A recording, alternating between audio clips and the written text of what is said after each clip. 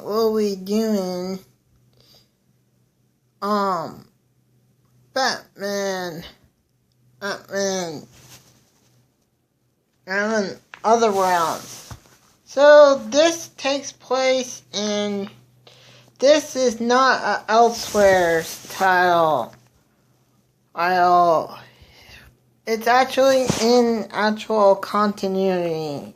And Batman's first year. For those of you who have continuity issues, blah blah blah.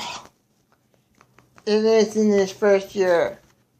Collecting 2 stories from Batman Legends of the Dark Knight series. And that sort of thing.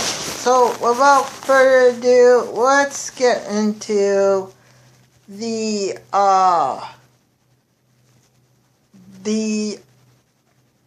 graphic novel itself.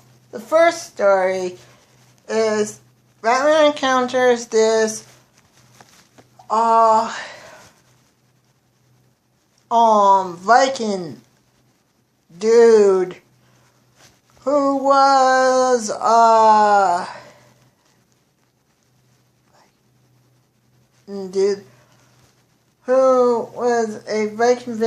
Viking vigilante.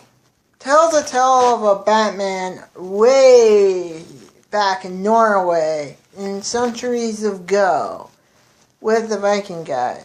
The second tale is basically Sleeping, where Bruce Wayne gets hit by a car and ends up coma for 2 weeks. And that time in the coma is in this dream state as Batman. And he meets these other people and in the coma in this dream world type place where these monsters and demons and duplicates and that sort of thing are in this dreamlike world. And they have to get out of there to wake up. And that's what I have to say about the plot. Now, the thing I like about this book is I like the first story a lot.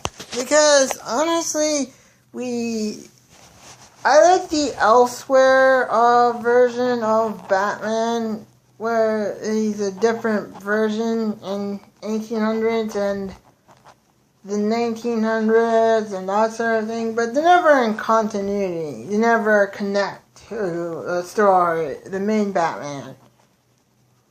And it's nice seeing this Batman that was existed before Batman that was centuries ago, and that sort of thing, because you wonder what is Batman's ancestors, what we came from before Batman. So it's nice to have that story about Batman existed before Batman was. The second story, Sleeping, was pretty good. The art was good in that one. Because, honestly, it felt like you were in a nightmare. Like, you were in this really bad dream. And it just felt eerie. And that's good to have for a scary comic book story that it feels like your nightmare, like you're not going to wake up. That in itself, the art is good of that. It's just like really creepy. Thought it was a good story. Batman it's more supernatural element because he's in this dream world and a lot of things are not true, and it's really told well and written. And also, sometimes it's funny. Despite being dark and nightmarish, it's funny because this guy who's in the dream world says, "So you're Batman. I'm Jeff. that's funny. And he keeps on saying, you're really the Batman? Yes. I'm Jeff. And that serious thing, and I was cracking up. Good dialogue. Not much bad. It's not like a spectacular Batman, like really the greatest Batman story, but it's a fun read and quick read. And you can get, if you're in the US, you get it for $12.95.